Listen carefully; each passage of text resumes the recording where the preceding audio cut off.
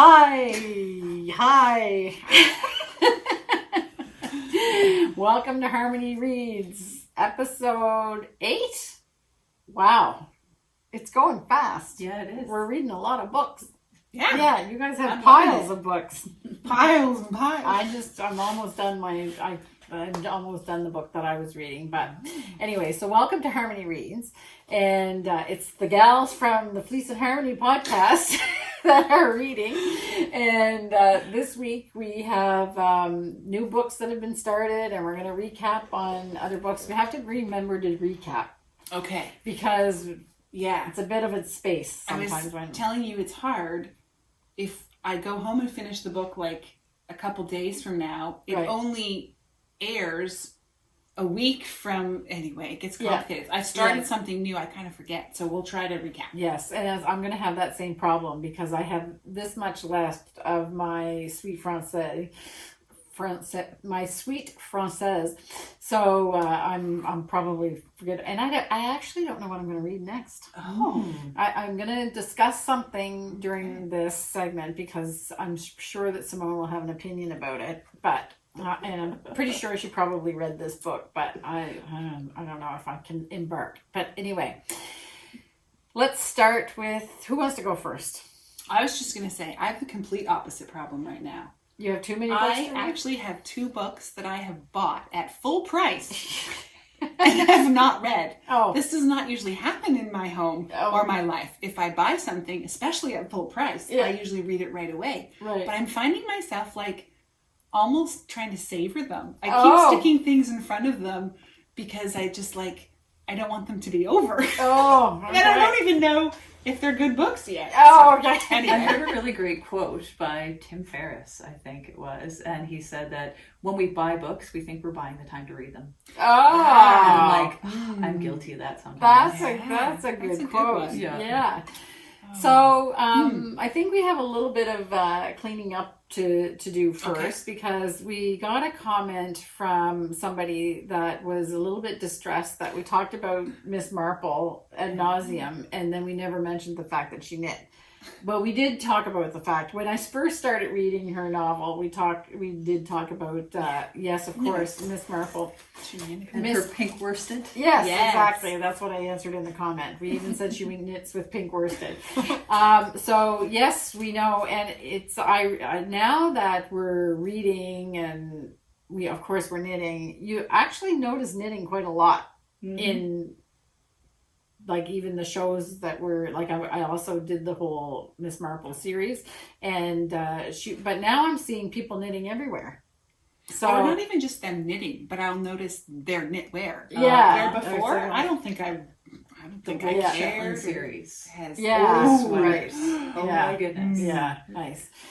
Okay, but that's not what this is. It's a book review, not a fashion review. But we'll let Betsy start because you were knitting a book that I was really interested in. Knitting a book. You were reading a book which I was interested in hearing what it was about, and you didn't even know what it was. I didn't know at the time.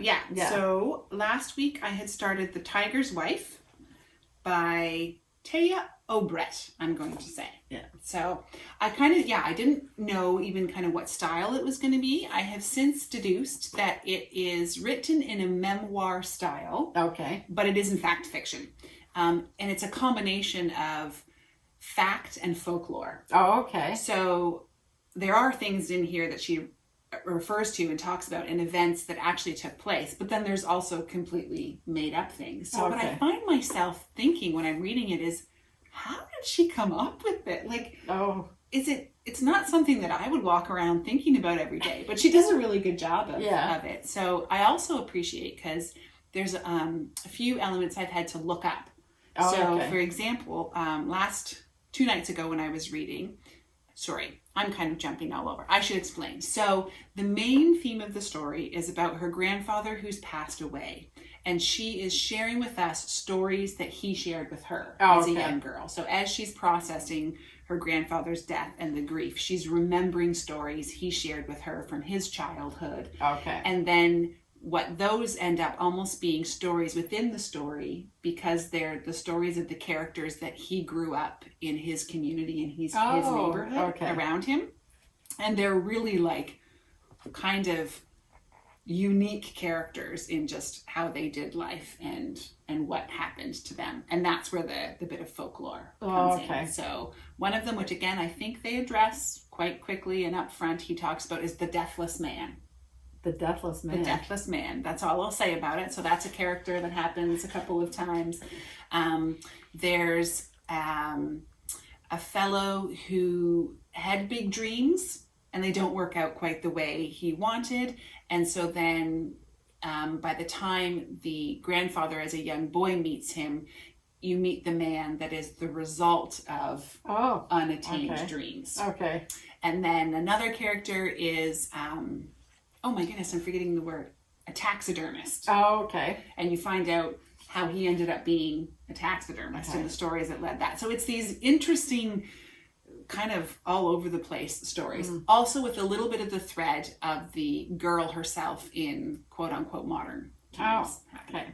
So, sounds very interesting. So lots going on. Engaging? Yes. But also kind of neat because I feel like I'm reading a series of short stories within it. Cool. Sort of. So that's kind of fun. And you're almost done. I am almost done. I thought about finishing it up last night, but then I was like, no. If I did that, it would have just been to plow through and finish. Yeah. I want to actually like savor ingest it to finish properly. Yeah. So I was going to say what I had to look up. So one of the stories has a character who wants to be and I may be pronouncing this completely wrong, a guslar. So I had to look up what that was. Yeah. What is it? Kind of like, so they were sort of you know how you had like a lot of traveling musicians who would tell the oral stories and tales? Well, this is, I think, what this type of musician was in the Balkan area in past times. And they played a one-stringed instrument. So I looked it up on YouTube to see someone playing it. It's played with a bow. Okay. But it just, so the bow kind of, well, I play cello, so the one hand is bowing and the other one is just sort of touching the string to change the tone a little bit. So anyway, that was kind of cool to learn about a whole instrument I never heard about. So, cool. So that's, I like that sometimes with books when they actually make me have to go Google things to find out what am I reading about. Yes. So this one has lots of that because I'm in a part of the world that I'm not very familiar with, and so I'm not familiar with the culture. So I'm learning culture as well. So that's cool. Oh well, so that sounds really interesting, actually. Yes. I can make just about anything sound interesting. Yeah, I hope it's interesting. Is it interesting? It is. It's not probably something I would reread. Okay. It's quite masculine. Oh, okay. Well, we're talking about like hunters and taxidermists. And so I'm sorry, but I don't know if it's because I read too much Stephen King, and I don't even know if he talks about it, but every time I hear the word taxidermist, I think of Stephen King. For some reason. Did he even do taxidermy in any of his novels? I don't remember. Anyway, but I'm sorry if anybody is a taxidermist out there. I find that kind of creepy. It's not something I'm definitely drawn to. I don't think I'll be taking it up anytime soon. I don't want to give too much of it away. Don't talk about it, but it's just a quirk. So, every time I hear the word taxidermist, I go... I'll just say this taxidermist is not driven by a desire to hunt. Right. We won't put it, it's a different attraction to it. And maybe that's what it is for some. It's the idea, I think, kind of like... Oh, I think I know that it's not. I know that's not.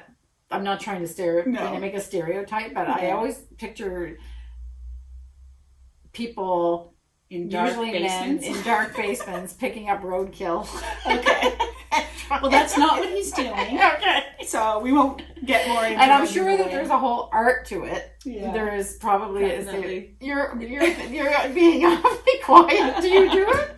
No, I don't do it, but I find it fascinating. Oh, okay. And my father-in-law, he had a jackalope.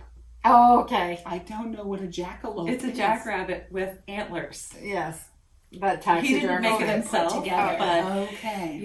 Yeah, I loved that thing. Oh, really? Yes. Oh, okay. All I would be saying is his eyes are following me around the room. So if we're going to share childhood stories of taxidermy.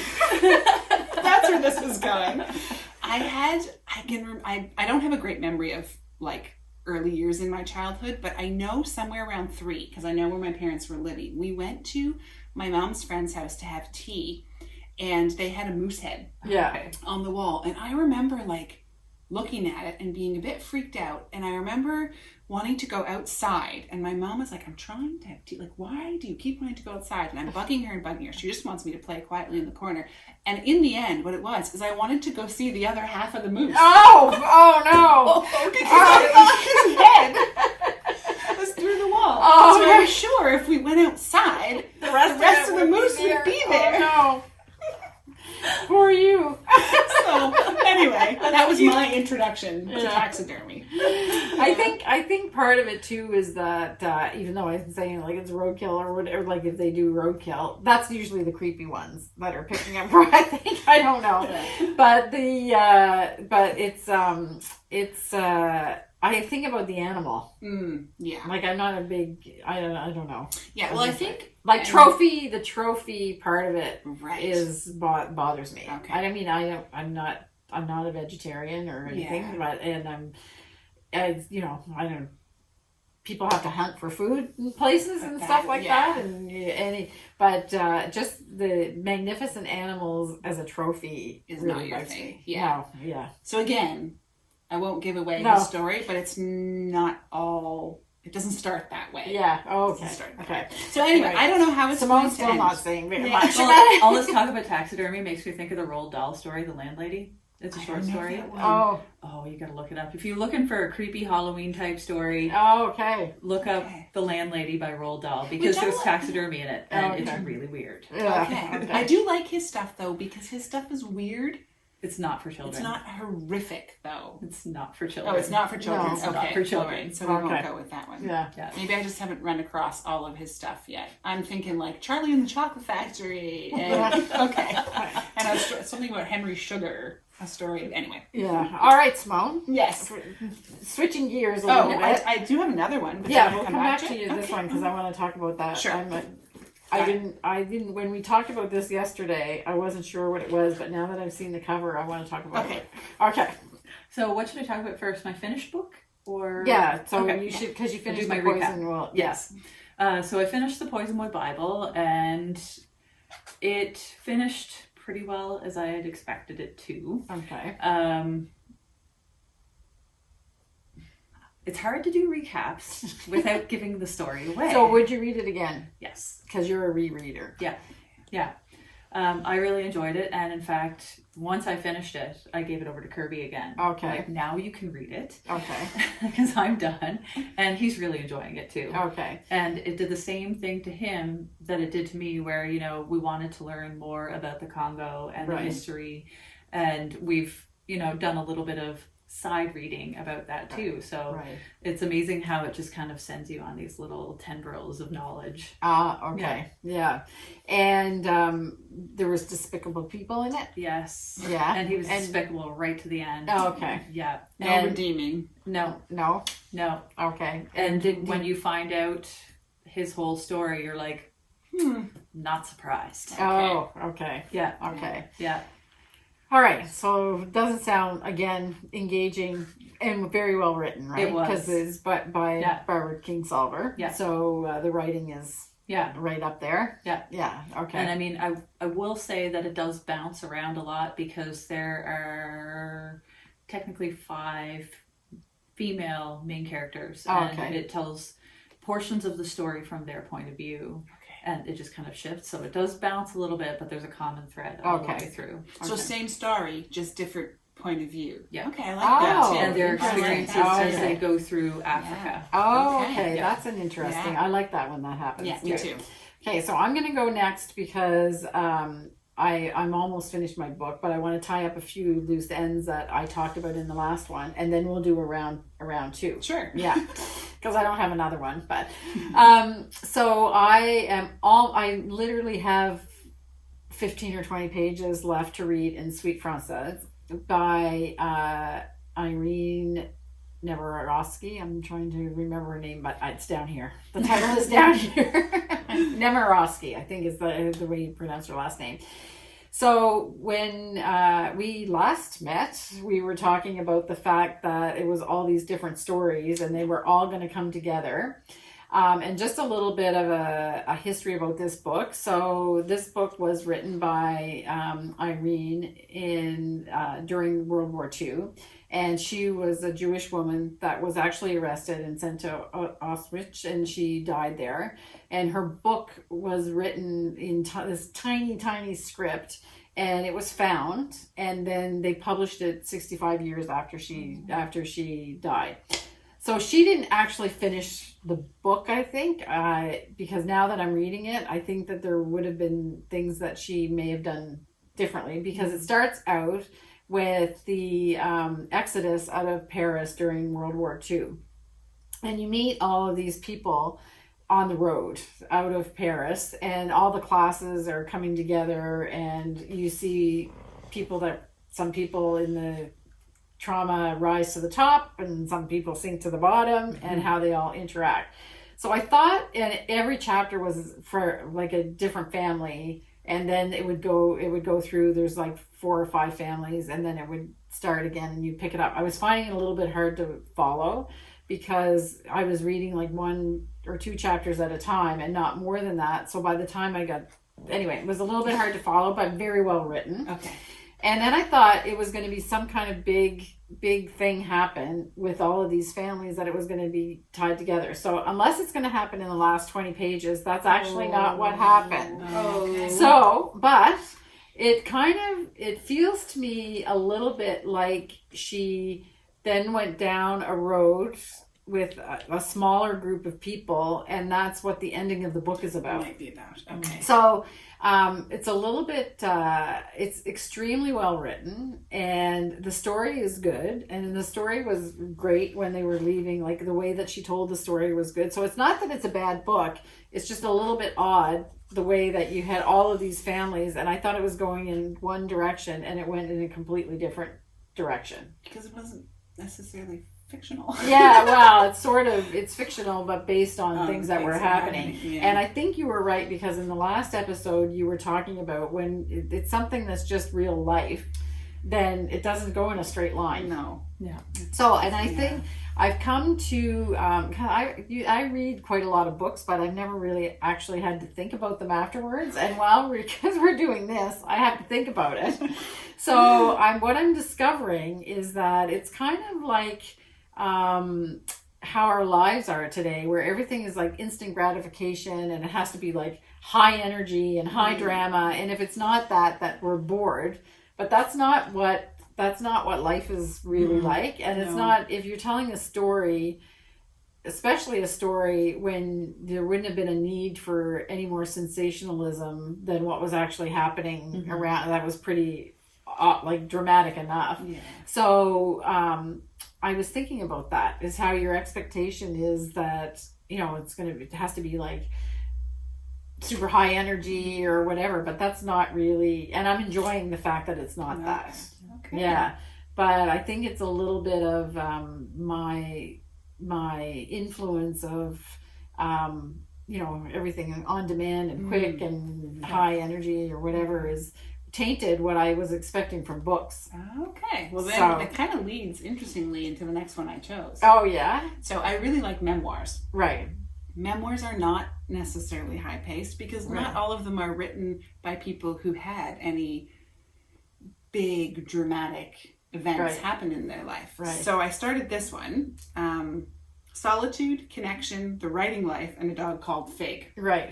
By Helen Humphreys. The cover is brilliant. Really cute. It's really cute. Yeah. So she was originally born in England. Okay. And her family immigrated to Canada when she was quite young. So that was kind of she's probably had more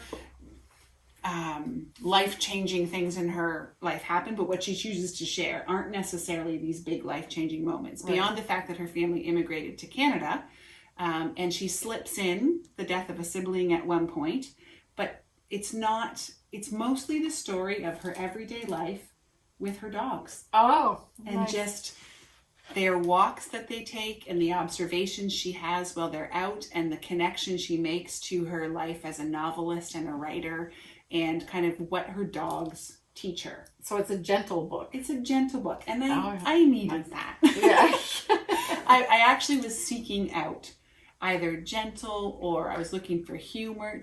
I wanted something that just felt softer. Yeah. Life can feel hard and have a lot of sharp edges sometimes. Yeah. So I was looking for something that would bring me that bit of comfort and that reminder to sort of dig into my own life and appreciate the simplicity of everyday moments. The seasons changing, time with my own dogs. I'm a dog person. I've had dogs in our life, my whole life. They've come and gone.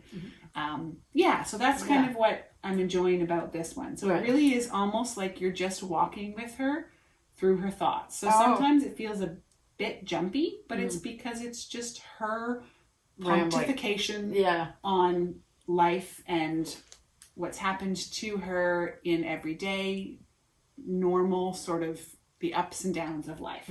Nice. It sounds like a good book. Yeah, I like it. So I actually might borrow. Is that a library book though? A library book. Yeah, maybe I'll look that one. Just down in Montague. Yeah. Right. Yeah. So not a whole lot to say about it. I'm probably, oh my gosh, I can't believe I almost forgot. So I got the book from the library. I opened it up and out of the back cover falls. So we talked a couple, like in our first ones, about the life of books. Yeah. This little homemade card. Oh. That was in the book.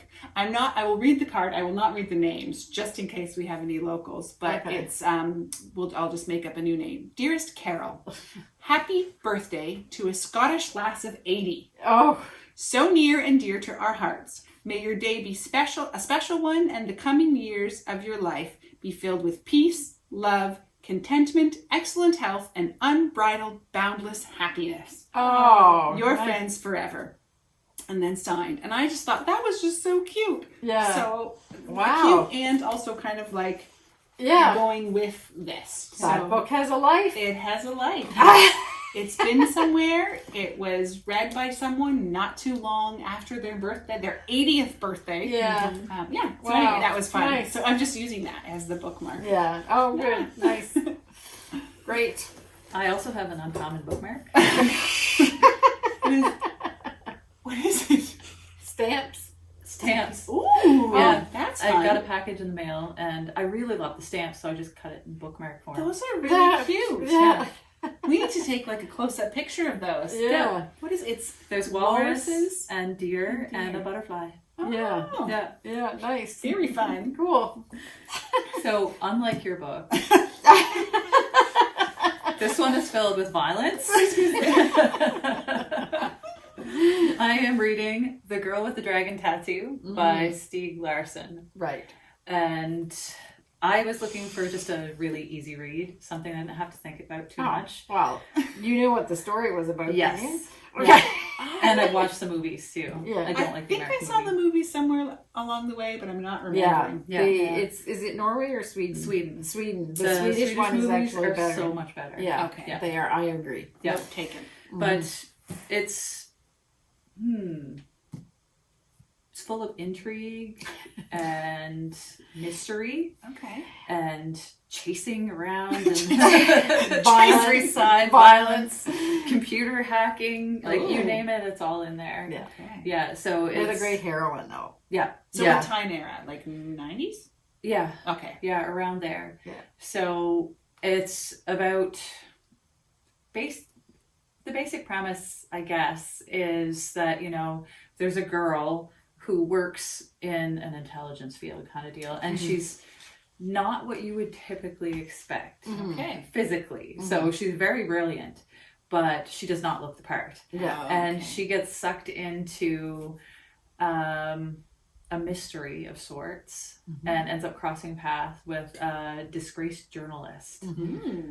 And it's about their adventures. Okay. Yeah. So it's a good book. It's really I read really it good. a long time ago. Yeah. But I think it's as much as we've talked a lot about British authors and mystery things and whatever, but there's something about the Northern European writers as well, eh? They do their crime writing really well. Yeah, exactly. This has a lot of crime. Okay.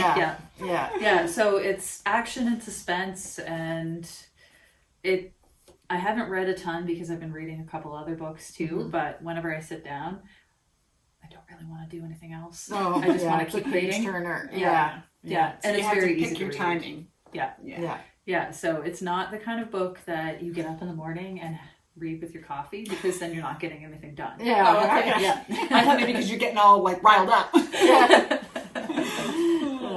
Cool. Yeah. Okay. And you have another one? I do. You have a nonfiction. Yes. Oh, okay. I always have multiple books on the go, and this is my morning read lately. Ego is the Enemy by Ryan Holiday, and usually I just read about 10 pages or 2 chapters out of the book, and he's a really interesting author. I've read several of his books. He writes about the Stoics, the Stoic philosophers. Oh, okay. But the way he writes about them, he brings them to the modern context. Okay. And So can you just say a bit about the Stoics? So the Stoic philosophers were a school of philosophy way back in ancient Greece. And they taught everything based on 4 virtues. So, now I can't remember them. Temperance. What was the other one? I don't like them already. Yeah, I can't think of them right now. My mind is going totally blank. Okay, I have it's okay. I'll put you on the Discipline spot. is Destiny, Courage is Calling. I've read both of those and they're fantastic. But basically, it's like little tidbits of advice on how to live your best life. And he also gives examples of people that excelled at this, particular thing throughout history. Right. Okay. And then people that didn't do so well. Okay. Okay, so it sounds interesting. It's very interesting. Like, this is my treat read. So okay. I've been purposely taking my time and just kind of savoring it every day. Okay. And I don't know if I can find it, but I've even been underlining portions in the book, really bad. Oh, and look. Pearl Soho. Tell me you're a knitter without telling me you're a knitter. Yeah. When you have your yarn collars. Yeah. So I've actually been going through and underlining different sections that I find really interesting, or that I think maybe I need to work more on that. Oh, good. Yeah. So it's a very interesting read, and I love his writing style. It's not difficult to read at all. Oh, okay. So he writes in a very conversational manner and makes the kind of tenets of the philosophy approachable. Oh, okay. Yeah. Great. That sounds interesting too. Holy smokes. Okay. So much reading to do. Yeah, exactly. Oh. And so the next book that I have on my nightstand, and I'm hoping that you read it, and I don't know what I want you to tell me, but it's Moby Dick. Yes, I read it. Okay. I love it. Oh, okay. Really? Do I have to read it? I have not read it either. Well, I'm like, only if I started reading it, and I don't know if I was like in 3 chapters or whatever, and I was just like, I don't get why this actually ended up being such a big thing. So I put it to the side and haven't picked it up. But now it's sitting there. And it's yelling at you. And it's yelling at me. And I'm almost finished my book. And then I don't know. Maybe you need to make it into a special time. Because that's kind of what I did with it the first time I read it. I read it more than once. Of course you did. It's another one. Yeah, like it's a big one. Teeny tiny writing. Yeah. It was the winter time, and I was home, and it was very snowy, so we had the wood stove going, and I used to get these terrible pierogies at the superstore, the frozen ones. Yeah. And I love them. Cook them in the cast iron frying pan on top of the wood stove, and then eat pierogies and read Moby Dick. Okay. Now I want this as my tradition, just so I can eat the pierogies. So that's kind of the thing. It was snowing and it very was cold. wordy and dry. It is wordy. Yeah. Yeah. You sound like you're off to a great start, Kat. I know. I maybe don't have the right attitude. I don't know. It just seemed like I honestly good characters. So are they? Okay, so I don't think he's actually out on the boat yet. Yeah. Okay, so does it get better It after gets better, that? Okay, because it's all about like on the wharf. He's been on the wharf for 3 chapters. Yeah. I just It's like, get off the land, buddy. Yeah. You Where's land the whale? lover? Yeah. Well, he's got to meet Captain Ahab. Okay. All right. So is it kind of Dickensian, sort of? Yes. Okay. Yeah. Because that's kind of the feeling that I got. But Yeah. even Charles Dickens moved along Yeah. faster. There's times where he was a little slow. Yeah. Okay. It was like Bram Stoker's Dracula. Oh, I okay. found that one kind of weird like that as well. So the first part really grabbed your attention, and the middle portion of the book, I was like, snooze. Okay. But I made it through, and then it got better again. Okay. So, So I should persevere a little bit longer. Yeah. Okay. I'll have to start it over. Did you like the Dracula one? I did. Think With I the might exception have of the middle I section. think I might have a book up my sleeve for you, but I can't remember the title. We'll talk about it later. Yeah. I think, okay, if you liked it, you might like this one. Oh. Okay. I love all the old classic novels. Yeah. This is, Yeah. it's not an old classic, but it branches from that. Cool. So, yeah. Oh. Wow. Later. Okay. Good. On the shelf. So we're gonna have a treat today because Betsy's gonna read. Yes. And she's gonna read a really I think it's great. I have never heard of this book. So I found the great thing about our local library in Montague here is they have a section dedicated to island writers, and they do a really good job of also putting those ones on display, because I'm a big sucker for walking into the library and just grabbing whatever they've already chosen, Right. be it the librarian's picks or just what they've decided to display. Why not? You're not paying, so yeah. So it's great to do that. So I found this one. It's called Island Prose and Poetry, an Anthology. So I went through it last night. I wanted to pick one that was like as close to this area as possible. Okay. Unfortunately, the closest one to this area was in 1820 something, I think. He was the reverend up at the Belfast Church. Okay. Yes. However, he wrote in Gaelic. Okay. And I can't read Gaelic. And they did do a translation, but it's just not as good. I figure if you're going to have it, you should read it in the original language. Yeah. So instead, I found another one. It's a little shorter. It's seasonal, so it makes sense with what's going on right now. It's called An Autumn Leaf's Requiem. And it's by a lady named Anne Alley, who was born and raised in Charlottetown. In 1850, she was born, and then she died in 1925. And she actually only published her leaflet. They called it a leaflets of verse. At the age of 73, like 2 years before she passed away, she got it published. But the sort of interesting or accomplishment for her is she actually was making income off of her writing, which for a woman in that time area was considered pretty good. So she sold other stories? I think she had a few other things she may have sold. Yeah. Oh, cool. Okay. Yeah. So that was all we could find about her. There wasn't a ton that we could find about her, but a little bit. Tidbits here and there. Cool. And actually knew like what house she lived in. Oh, Was she on Grafton Street maybe? I can't remember now. Yeah. I didn't figure I needed to. It felt weird to give someone's address. Yeah. Even though it's not like she's there anymore. You don't put someone's, don't mind my paper. You don't put someone's address on the internet. Yeah. So anyway. What they did. So, yeah. Oh, okay. Or no, I just mean like, for me to share your address would be considered, not appropriate. So it seemed weird to share her address. Oh, so okay. I didn't write it down. Oh, okay. Anyway, we will enjoy her poem, which is An Autumn Leaf's Requiem. Okay. A withered leaf that fluttered down in mingled shades of russet brown.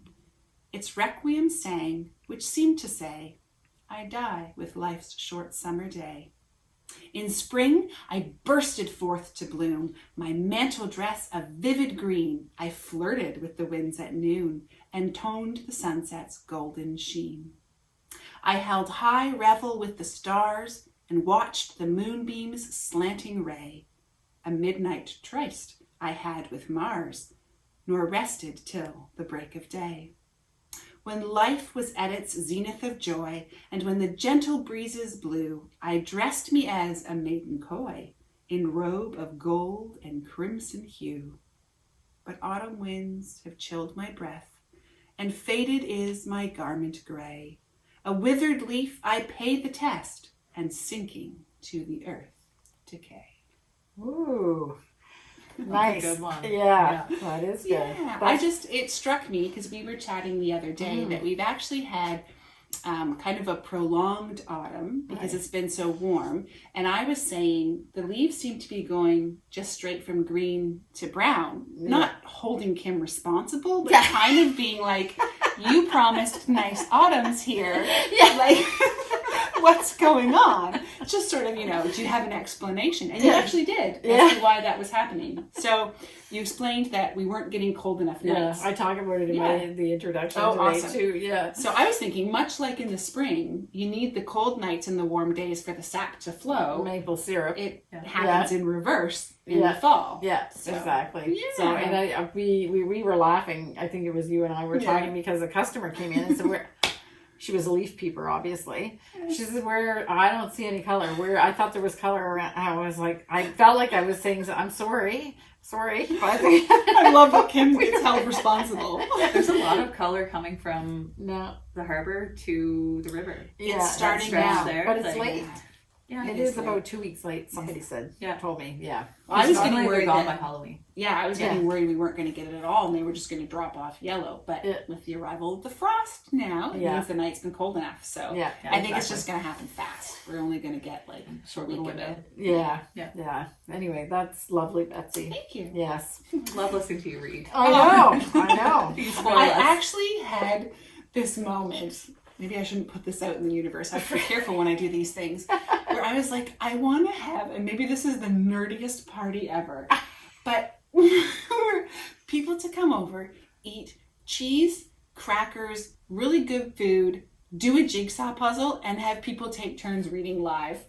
That sounds very Little Women. Is that Little Women? I like how she says that. She didn't say, oh my gosh. No, but what? Yeah. I might have already bought my puzzle that I'm going to do at Christmas. I have a little series of jigsaw puzzles. Yeah, I do puzzles at Christmas for some reason. Jigsaw puzzles. Yeah, and I sent a picture of my mom and said, look what I have already. So is it like a Christmas themed puzzle, or is it only just the puzzle you're going to do at Christmas? It just so happens that the last puzzle that I did was a Christmas one at Christmas time, and this also is a winter scene. So, but it's not necessarily. Okay. When we have a cottage on the eastern shore of Nova Scotia, when we used to go down there wasn't a lot to do. Like it was there, relaxation, peace, walk along the water, that kind of thing. And we did puzzles. And I'm pretty sure that's Simone's life every day. But anyway.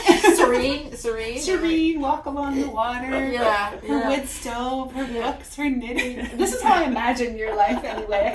And then I'm like at my back door fighting raccoons off with a broom.